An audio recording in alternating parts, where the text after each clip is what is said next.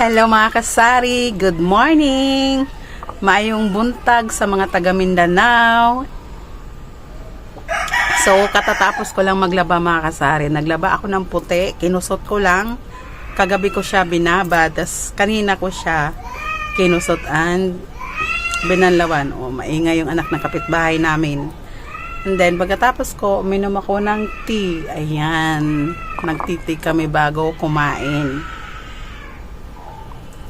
So, ang kwento ko ngayon ay tungkol sa una muna. Kahapon, umalis kami ng maaga, 9 hanggang 1, natapos kami sa dentist ko dahil nagpa-adjust ako ng bris ko. Ayan. Nagpa-adjust ako ng bris ko kahapon mga kasari. Tapos, hindi namin inasa na ganun katagal kasi pagdating namin doon, madami na palang tao na una sa amin.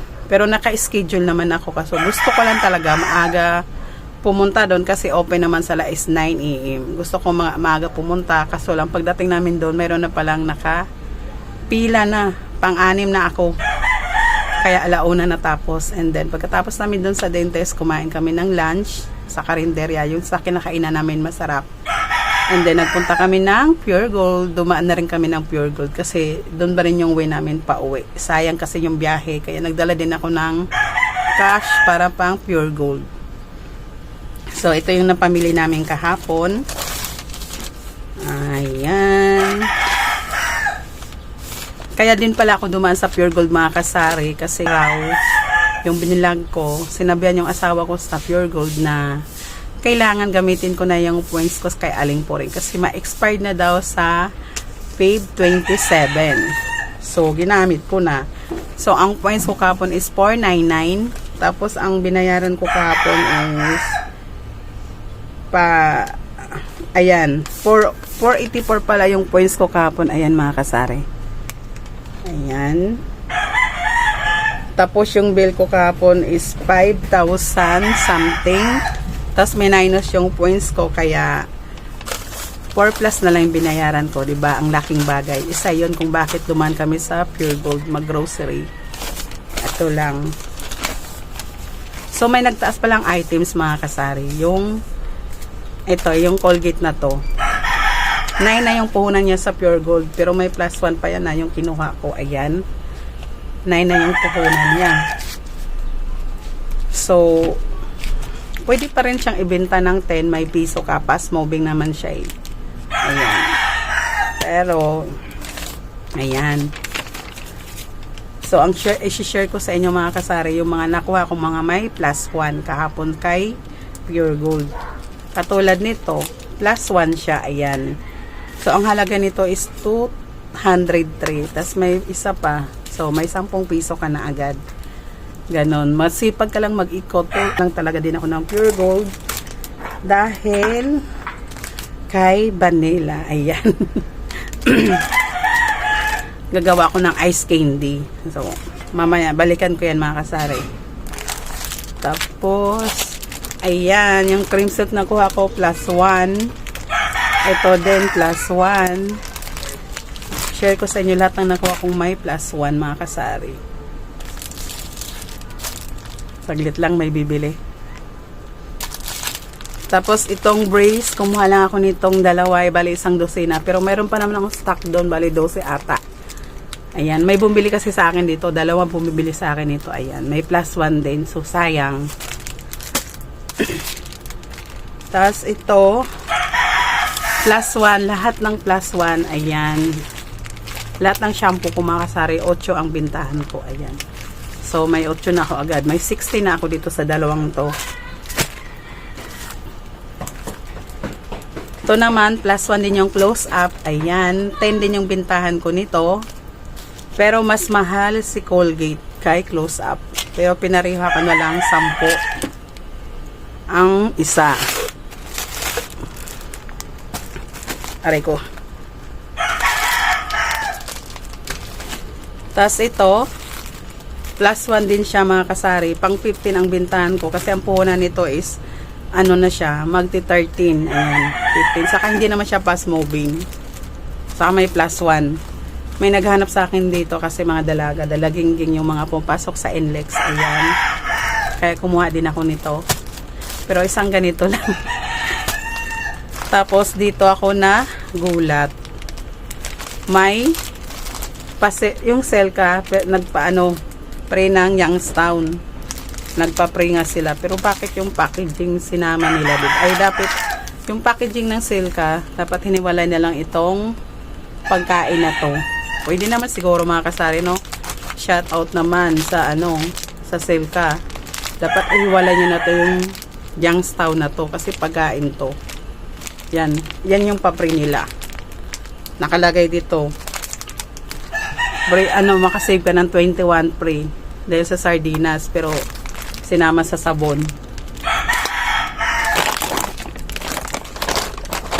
Tapos ito panggamit ko panlaba mga kasari sa mga decolor, ayan, kasi sa puti Ariel ginagamit ko. So may papre din siya, ayan, buy one get 6, o diba, ito mabenta to sa akin kaya malaking bagay.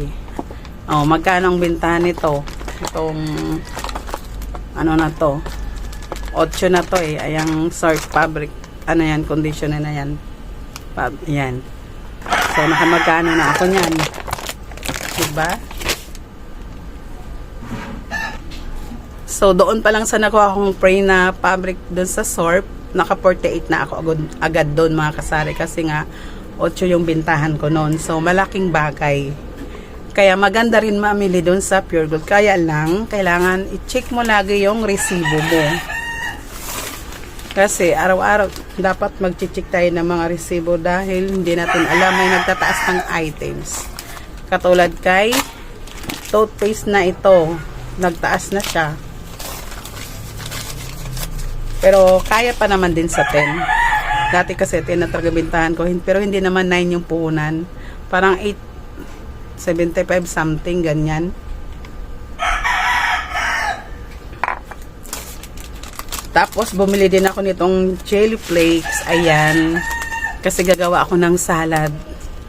Yung cucumber. Ayan. Lalagyan ko nito ng medyo maanghang.